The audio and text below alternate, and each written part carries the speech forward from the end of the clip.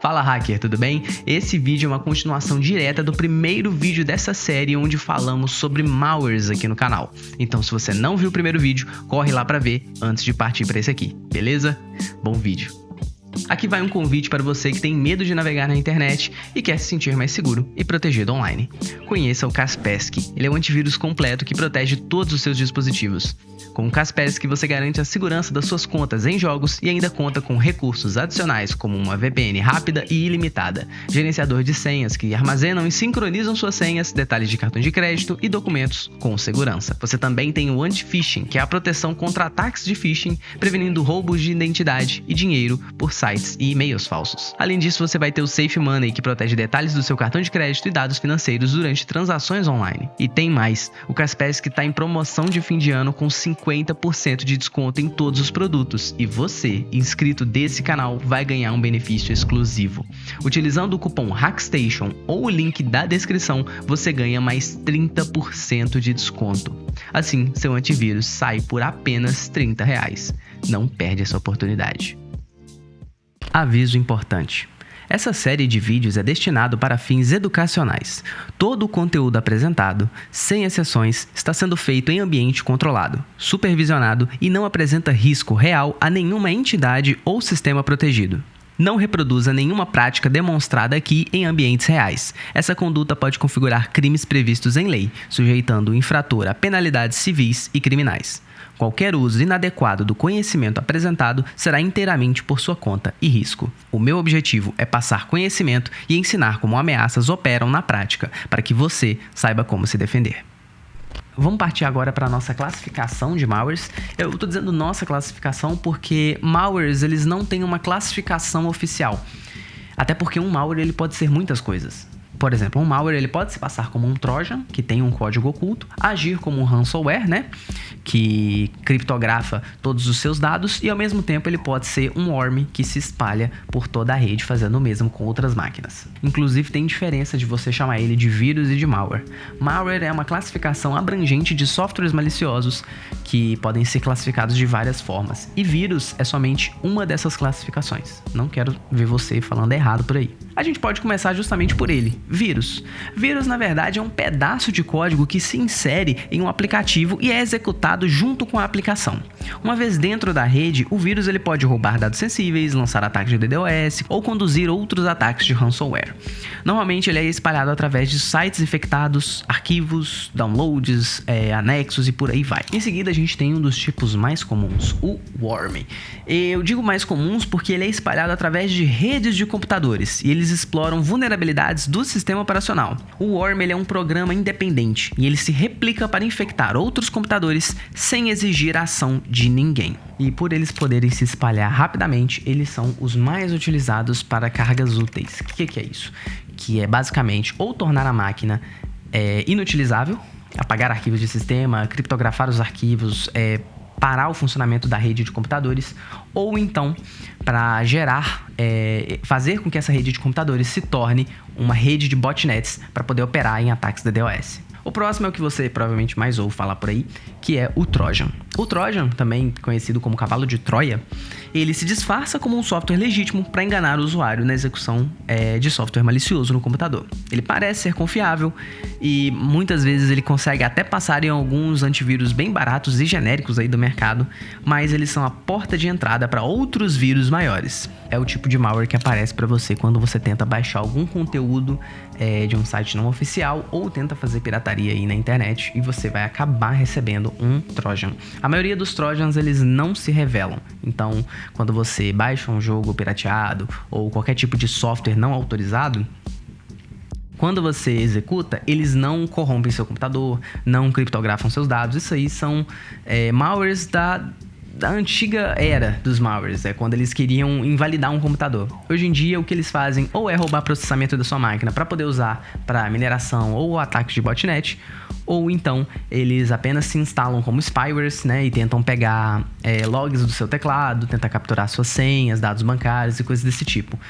Na maioria dos casos, eles tentam se manter indetectáveis e agir de forma mínima no sistema para que os antivírus mais básicos e genéricos nem capturem eles. E muitas vezes eles guardam outras categorias de malwares com eles. Uma delas é o adware. O adware, ele é um malware que exibe publicidade indesejada e às vezes até mesmo maliciosa na tela do computador.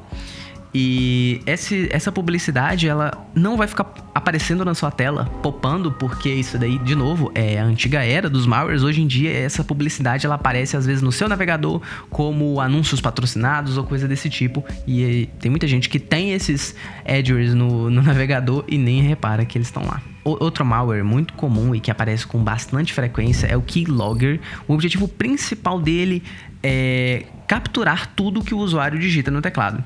Ele roda de forma discreta no sistema e registra apenas os pressionamentos de teclas e envia essas informações para o atacante. E o objetivo disso, geralmente, costuma ser roubar credenciais, senhas, usuários, dados bancários, dados de cartão, tudo que você digita, basicamente. Uma categoria de malware que fez muito estrago no passado, mas hoje eu só ouço falar um caso isolado ou outro por aí, é o ransomware, que é um software malicioso que criptografa os seus arquivos. Então ele deixa a sua máquina toda criptografada, basicamente inutilizável, e exige pagamento para que você possa tomar controle da sua máquina novamente e veja os seus dados novamente. Geralmente esse pagamento é feito através de criptomoeda e praticamente nunca resolve. Se você pagar, não vai acontecer nada, ele não vai liberar a sua máquina, não vai acontecer nada. Então a gente já sabe que se isso acontecer com você, é mais fácil você aceitar que perdeu a máquina, formatar, tentar fazer alguma coisa do que realmente pagar. Nunca eu ouvi um caso que funcionou. Outro também muito comum, que também já fez bastante estrago no passado, é o spyware. O nome dele já diz muita coisa, né? Ele se esconde no seu dispositivo, monitora suas atividades e rouba informações sensíveis, mas não só como o Keylogger, ele também acessa as informações do seu sistema, então seu microfone, sua câmera, esse tipo de coisa. Ele começa a capturar esses dados e pode usar isso contra você. Em meio a tantas ações de um malware, ele pode fazer tantas coisas dentro de um sistema, a gente tem que pensar também nas formas de detecção. E existem diferentes formas como você pode detectar um malware dentro do sistema. A forma mais básica hoje que a gente tem de detecção, que é usado por aqueles antivírus gratuitos aí no mercado, é a detecção por assinatura. Basicamente, uma assinatura, ela é um trecho de código, ela é um padrão de bytes, né, uma sequência característica de bytes, que é única para determinado malware ou família de malwares. É como se fosse uma impressão digital de cada malware. Então a gente sabe que grande parte dos trojans, para eles funcionarem dentro da máquina, eles têm que executar algumas tarefas, eles têm alguns trechos binários de código em comum. Nos programas que haver esses trechos de código em comum, pode ser considerado um malware. Isso acontece porque os antivírus possuem bancos de dados com milhões de assinaturas conhecidas. E toda vez que um arquivo ele é acessado ou baixado, ele faz um scan e compara o conteúdo desses arquivos com as assinaturas que eles têm no banco. O problema dessa detecção é que o antivírus ele só detecta malwares que já são conhecidos. Então, se o atacante mudar o código, o antivírus ele não vai pegar. Outra limitação é que é fácil de burlar isso usando um crypter. Basta usar uma criptografia para que a assinatura não seja mais reconhecida. Mas calma que existem formas de detectar um malware desconhecido. Uma dessas formas é a análise heurística. Basicamente, mesmo quando um malware não tem uma assinatura específica no banco de dados, a heurística é um método que se baseia nas regras comportamentais de um malware, nos padrões suspeitos, nas características típicas de um malware, ao invés de simplesmente buscar uma correspondência exata com a assinatura. A análise heurística não sabe exatamente qual é o malware, mas procura por características comuns em códigos maliciosos, tipo a presença de instruções de autorreplicação, tentativas de modificar os registros do sistema, tentativas de escrever em áreas protegidas pelo sistema, tentativas talvez de se esconder nos processos, injetar código em outros programas e por aí vai. É claro que essa análise também tem algumas limitações, por exemplo, ela pode gerar falsos positivos em programas que não são maliciosos e, em geral, ela acaba sendo menos precisa do que a por assinatura. Outra forma de se identificar um malware desconhecido é através da análise de conexões. Basicamente, a análise de conexões, ela monitora o tráfego da rede em tempo real. Ela busca comportamentos suspeitos, tentativas de comunicação com destinos maliciosos, tipo IPs de comando e controle, domínios que já estão listados em blacklists, portas incomuns sendo abertas na máquina, padrões anômalos de tráfego em geral. Esses sistemas de análise, eles monitoram em tempo real o tráfego de entrada e saída de conexões dentro da máquina. E eles analisam caso algumas portas suspeitas sejam abertas dentro da máquina ou caso a máquina comece a enviar um fluxo de tráfego muito grande para fora. Isso classificaria essa filtração de dados. Esse método também tem suas limitações, por exemplo, malwares que não utilizam tráfego de rede, ele não vai detectar. Outra forma são malwares que conseguem fazer tunelamento dessas conexões e criptografia dessas conexões. Então, VPNs ou até mesmo IPs que não estão listados em blacklists, IPs confiáveis, também não são detectáveis. Mas não se preocupa, a gente vai ter vídeos dedicados aqui nessa série pra gente poder falar sobre esses métodos de detecção. Inclusive, a gente vai montar um laboratório pra gente poder testar à vontade, não só os nossos malwares, como também vários malwares famosos aí no mercado que causaram bastante estrago. Tudo isso vai ser feito usando máquinas virtuais, num ambiente completamente controlado e seguro, sem risco de ter uma infecção real aí na sua máquina. Fala, man, gostou da roupa que eu tô usando no vídeo? Só lembrando que ela é da Shinra, a minha loja de roupas com estampas cheias de referências hackers e outras estampas de anime que você só encontra em shinra.com.br.